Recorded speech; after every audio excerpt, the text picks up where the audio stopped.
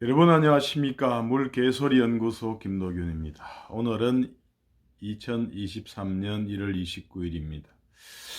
어제 더불어당 이재명 대표가 중앙지검에서 조사를 받았죠. 대장동 백현동 의혹에 대해서 조사를 받았습니다. 30페이지가 넘는 진술서를 가지고 와서 검사에게 제출하고 또 그것으로 진술에 가름했다 이렇게 나오고 있는데 그러면 왜 이렇게 진술서를 가지고 와서 제출을 할까요? 우선 자기가 하고 싶은 얘기 이렇게 해야 되기 때문에 검사에 묻는 거는 꼭 자기가 하고 싶은 말을 다 물어주는 게 아니기 때문에 자기가 하고 싶은 얘기를 할 것이 있을 때는 피의자들은 진술서를 내는 경우가 있죠.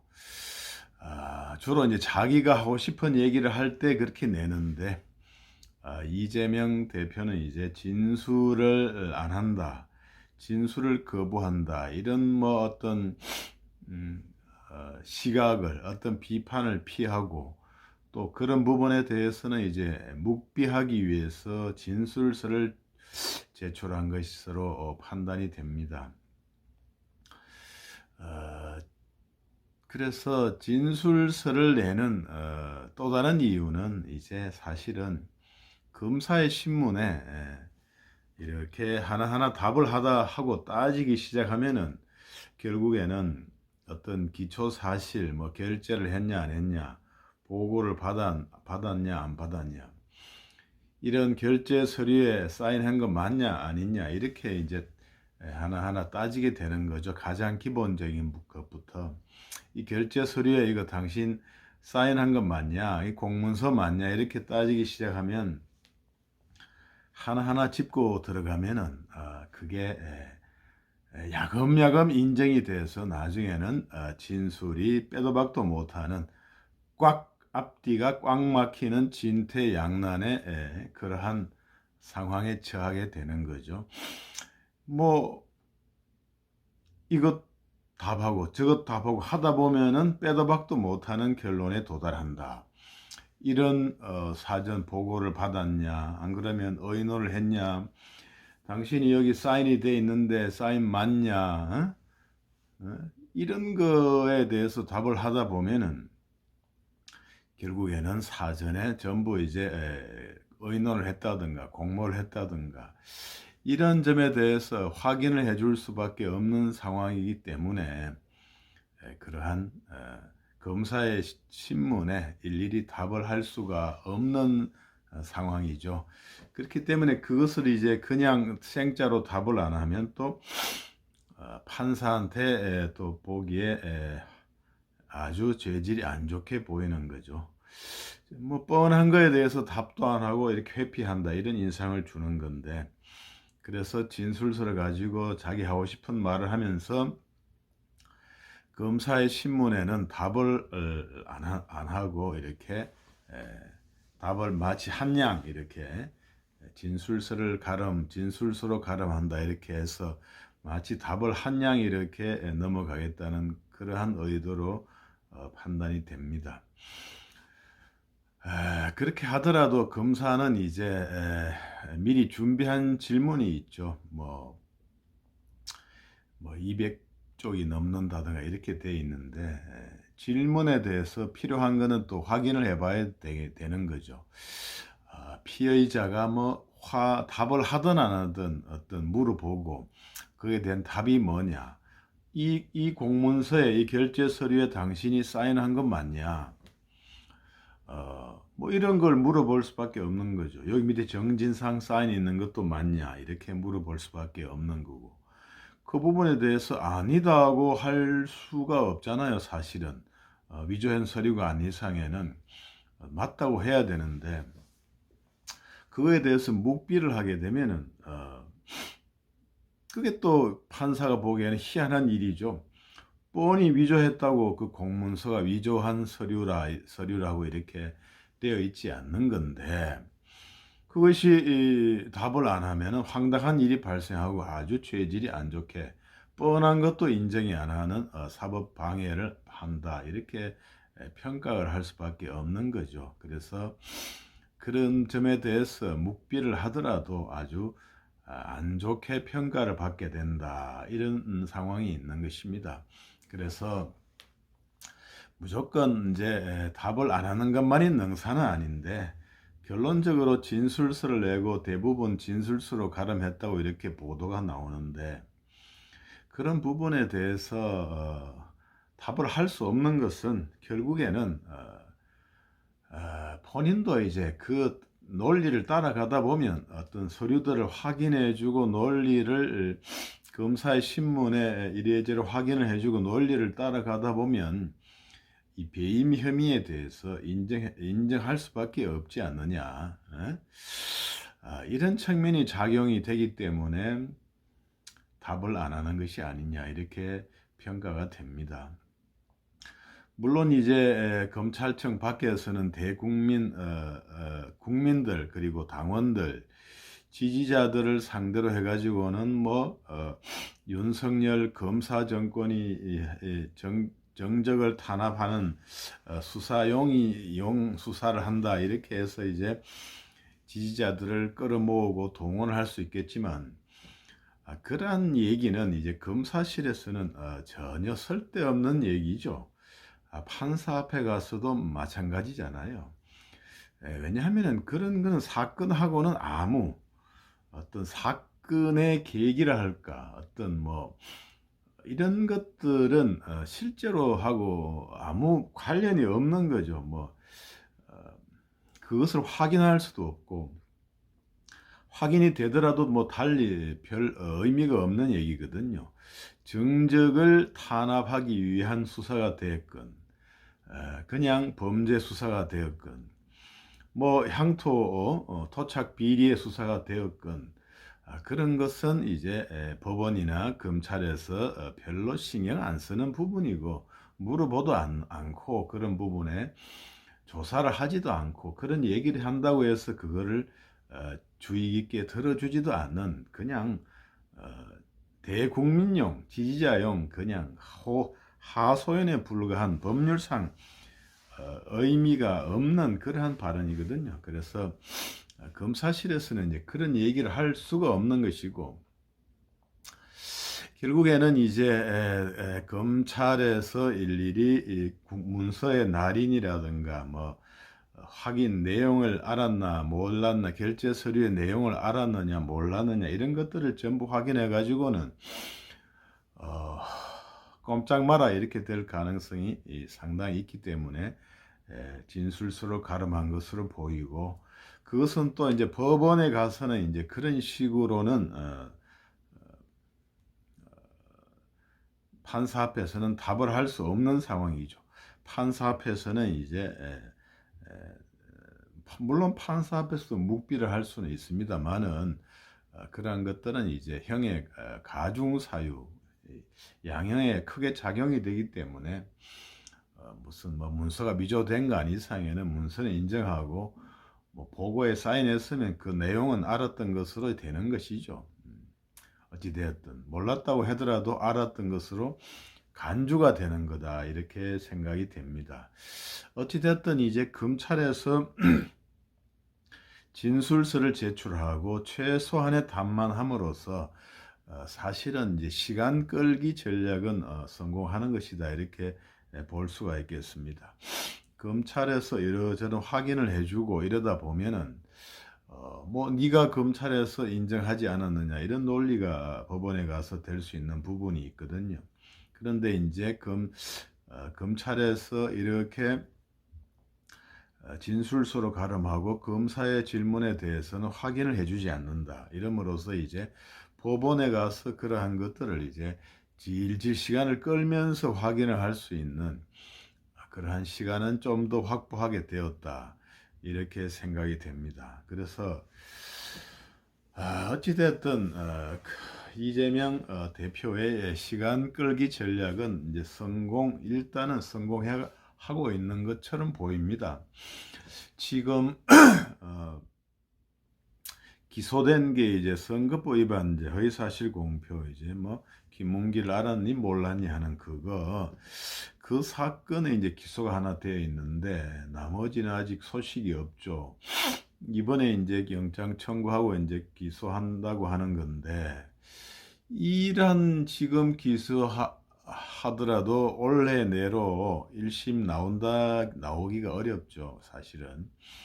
뭐 변론 준비 기일이니 무슨 이런 것들에 대해서 변론 준비 기일 자체를 몇 번 하고 하니까, 특히 뭐 기록 복사를 못했니 형사재판을 하기 위해서는 법원에 기소가 되면은 이제 수사 기록을 복사를 해야 되는데, 그게 양이 많다 보니까 뭐 하루에 못 하는 수도 있고 그렇거든요. 그래서 복사가 지연이 됐니, 다 못 읽어봤느니, 뭐 이런 식으로 하면서 변론 준비하는 데만 몇 달을 그냥 보내고, 반년을 보내고, 그 다음에 뭐 정인 뭐 수십 명, 뭐 100여 명 이렇게 하다 보면 그게 1, 2년 가는 것은 일도 아니기 때문에, 원래 뭐 사건 하나라도 최종 대법원 판결이 나오기는 어렵지 않느냐. 선거법 위반 그것도 대법원 판결이 나오면은 내년에는 내년으로 넘어가지 않느냐, 이렇게 생각이 됩니다. 이제 뭐 다만 이제 원래 이제 김명수 대법원장이 바뀌고 이제 윤석열 대통령이 대법원장을 이제 새로 이제 임명을 하게 되면 그쪽 뭐 분위기가 좀 바뀌어서 신속하게 결론은 날 수가 있겠죠. 그러한 점은 또 생각해 볼 수 있겠지만, 어찌됐든 뭐 선거법 위반은 잘하면 이제 내년 총선 전에 결론이 날 수가 있겠죠. 그리고 나머지는 내년 총선 전에 결론이 날 수 있는 사건이 없다, 이렇게 생각이 됩니다. 뭐 시간 질질 끌고 변론 준비하다 보면 2년은 기본적으로 1심 하는데 2년은 가지 않느냐. 그래서 내년 말이나 돼야, 빨리 해도 내년 말 2024년 말이나 되어야 1심 형사 1심 결론이 나지 않느냐. 선거법 재판은 잘하면 내년 총선 전에 날 수도 있지 않느냐. 대법원 그것도 뭐 열심히 어떻게 대법원장이 바뀌고 잘해야 이 판사들, 항소심 판사들, 대법관 그리고 잘 만나야 이제 그렇게 결론이 난다, 이렇게 생각이 되어서 결론적으로 이제 이재명 대표의 시간 끌기 전략은 성공을 하고 있는 셈이다, 이렇게 되겠습니다. 그래서 검찰을 상대로 해서 본인 자신의 죄에 대한 어떤 시간 끌기 전략, 방탄복 입고 최대한 시간을 끌기 위한 전략은 이제 잘하고 있다, 잘 돼가고 있다, 이렇게 볼 수가 있겠습니다. 그런데 이제 어쨌든 검찰에서 이번에 대장동하고 백현동 또 성남 FC 관련해서 영장을 청구할 예정이라고 하니 그것이 하나 문제죠, 사실은. 그래서 뭐 영장 청구하더라도 이제 2월 달에 청구를 하겠죠. 1월 달에 무슨 1월 말에 이재명계에서 이제 어떤 모임을 한다고 하니까, 그것이 결성되고 난 이후에 2월 달에 이제 청구를 하게 되겠죠. 이제 청구를 할 때 이제 이재명계가 아니라 비명계에서 얼마나 이제 반대표가 나오느냐, 그러니까 체포동의안에 찬성하는 표가 나오느냐, 이것이 이제 이재명의 운명을 결정하는 그러한 핵심 관문이 되겠습니다. 물론 이제 구속이 되더라도 옥중에서 이제 당 대표의 권한을 행사하는 옥중 결재 체제를 할 수 있다, 이런 논리가 있지만, 참 그것을 과연 용납할 수 있겠는가. 본인은 뭐 그렇게라도 하려고 하겠지만 국민들 입장이라든가 민주당의 다른 계파라든가 그 뭐 이렇게 비등하는 여론, 선거도 해야 되고 하는데 과연 그렇게까지 용납은 할 수 없을 것으로 생각이 됩니다. 그래서 구속되면은 이제 그만둘 수밖에 없는 상황이 올 것이다 이렇게 생각은 됩니다만은 과연 구속영장의 발부의 전제 조건인 체포동의안이 통과가 될 수 있겠는가 이런 문제가 있는 거죠. 이제 비명계에서 얼마나 이제 반란표가 나오느냐 이것에 이제 달려 있다. 역학적으로는 이제 반란표가 나올 수밖에 없고 나와야 되는 그러한 상황이죠. 이재명 대표는 비리는 이제 당 관련된 비리가 아니고 아주 오래전에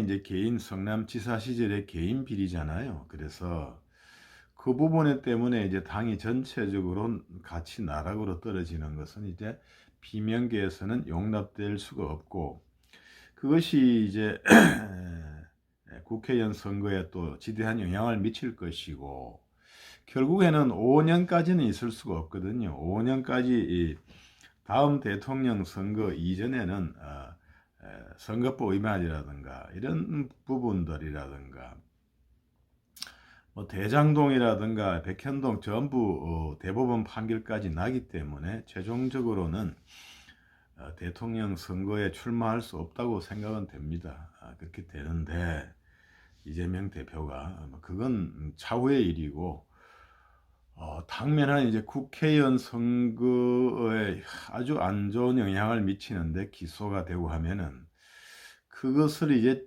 비명계에서 뭉쳐서 체포동의안에 동의를 해줄 수 있을 것인가? 그러니까 동의를 해줄 수 있다고 체포동의안에 가결될 여지가 있다 이렇게 보입니다. 뭐 사실은 어떻게 뭐 비명계에서 모이고 이낙연은 연락하고 이렇게 되는지는 잘 모르겠는데 결국에는 이재명 자신을 위한 것이지 민주당 전체에는 지금 이재명 대표의 행보는 도움이 안 되는 거거든요. 민주당 전체의 지지도를 잠식하는 그러한 요소잖아요. 지금 민주당 지지율이 국힘보다 떨어지지 않습니까? 이렇게 윤 대통령 지지율이 안 좋은데도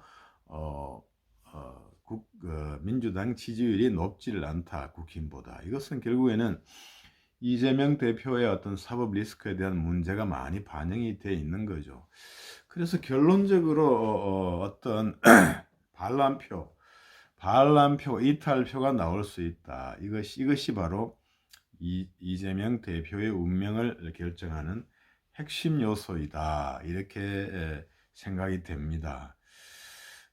그래서 그런 쪽으로 이제 운명이 테스트가 되는 것이고 본인의 뭐 정치적인 운명은 끝이 났다고 보는 게 타당하지만 5년 뒤에 대통령 선거에 출마할 수 없는 것이 거의 확실시되고 잘하면 이제 구속도 될 수 있는 그러한 상태거든요. 그래서 이제 이 비명계를 중심으로 반란표가 충분히 나올 수가 있다. 이렇게 생각이 듭니다. 그래서 만약에 이제 구속이 되지 않는다면은 이제 어떻게 되겠는가?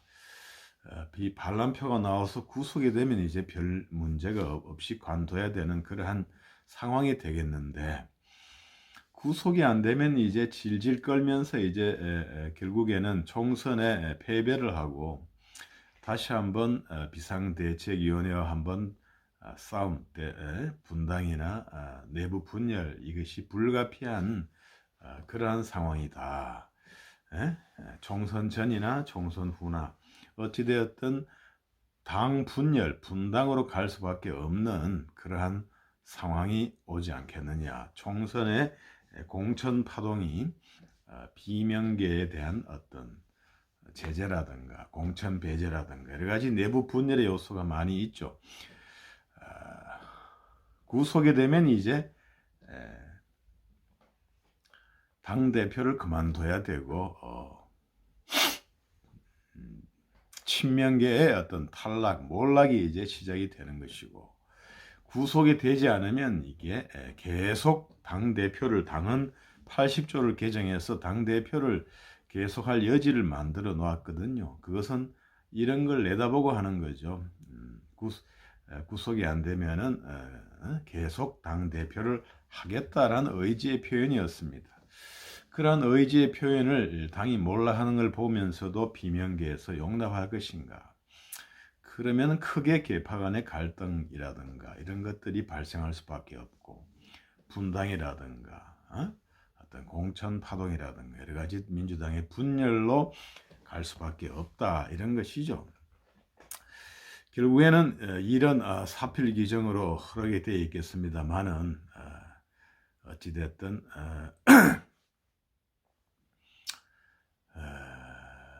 참 갑갑한, 민주당 입장에서 생각해 봐도 갑갑한 그러한 상황이다, 이렇게 되는 거죠. 모든 일은 사실은 원칙에서 생각해서 순리대로 풀어가면 사실은 쉽죠. 이 원래대로는 이렇게 어느 기소가 되고 중대 범죄로 해서 조사를 받아가 기소가 되면 사표를 내는 게 정도죠.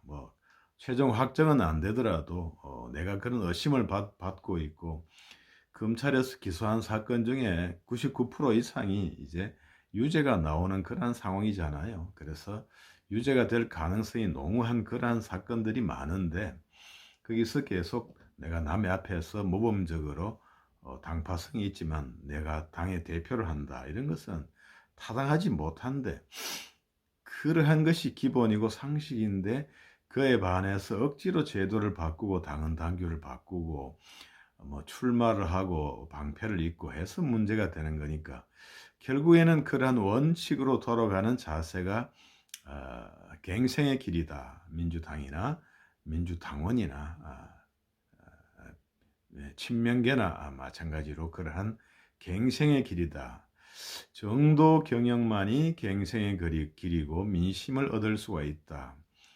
왜 정도 경영을 못하느냐? 내 욕심이 과도해서 눈앞이 흐리게 된다.